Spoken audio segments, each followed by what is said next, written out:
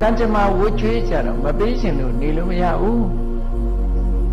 ဒီပြင်ကျွေးတွေကလျှော်ခြင်းလျှော်ခံရမယ်ဘင်္ဂရချိန်ညာပြီးတော့နော်ဒေဝလီခံပြီးတော့ကျွေးကိုရှောင်လို့ရသေးတယ်တန်တရားကျွေးမှာအဲ့ဒါလို့ရှောင်လို့ရနိုင်တာမဟုတ်ဘူးပြစ်ဆက်ရမှာဖြစ်တယ်နော်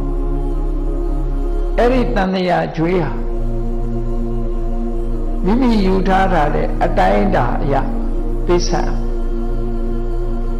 ဘုန်းကြီးတို့ငယ်စဉ်ကကြားဘူးတယ်ရွာတရွာမှာညီကို2ယောက်အကိုလုံးတဲ့ပုဂ္ဂိုလ်ကအဲ့ဒီခေတ်ကငွေချေး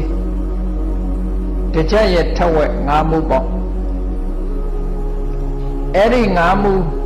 ညီစီကခဏချေးပြီးပြန်မပေးဘဲနဲ့တည်သွားတဲ့အခါကျတေကနေ့မှာပြန်ပေးချင်တော့လဲသူပြန်မပေးရဘူးဆိုတဲ့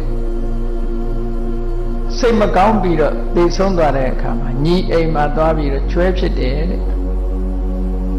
ကျွဲဖြစ်လာပြီဆိုတဲ့ကကျွဲပဲလေနှစ်ပါးကျိုးထိုးပြီးတော့ခိုင်းတော့တာပေါ့ခိုင်းတဲ့အခါမှာမသွားခြင်းလဲသွားရမှာပဲမလုပ်ခြင်းလဲလုပ်ရမလုပ်ခြင်းလို့ရိုက်ခိုင်းတာညီလုပ်တဲ့ပုဂ္ဂိုလ်ကသူ့ကိုမှတော့မသိဘူးပေါ့ရိုက်ခိုင်းကျွဲဆိုတာတိတ်အသက်ရှည်တာမဟုတ်ဘူးလေ10နှစ်20ဆိုအလုံးစုံ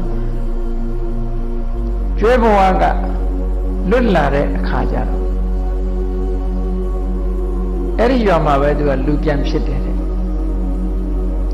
လူပြန်ဖြစ်လာတဲ့အခါမှာသူ့ရဲ့နောင်တမိုက်နောင်တကိုရပြီးတော့တိတတ်တဲ့အရွယ်လေးမှာအင်္ဂပက်ဆံပြား90သို့မဟုတ်5မှုကိုယူပြီးတော့သူညီစီသွားပေးတယ်တဲ့မင်းကျွေးငါပြန်ဆက်ပါပြီကွာခြေပါတော့မင်းကပက်ဆံလေး5မှုနဲ့ငါ့ကိုရိုက်ခိုင်းလိုက်တာလို့ပြောတယ်လေနော်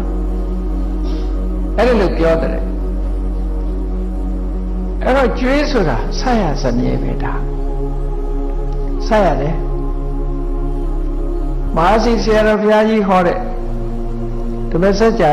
တရားတော်ကြီးမှလားပရိစ္ဆေသမုပ္ပါဒ်တရားတော်ကြီးမှလားမသိဘူးဗမာပြည်မှာဖြစ်ခဲ့တဲ့ကျွေးမပေးနိုင်လို့4 ဘဝ3 ဘဝဆက်တိုက်ပြီးတော့ခံရတာလေအကြောင်းလေးဖတ်ရှုထားဖို့တယ်ပေါ့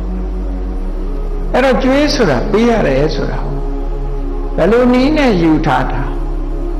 မတရားသဖြင့်ယူတာလဲကျွေးဖြစ်တတ်တယ်ဒါကြောင့်မို့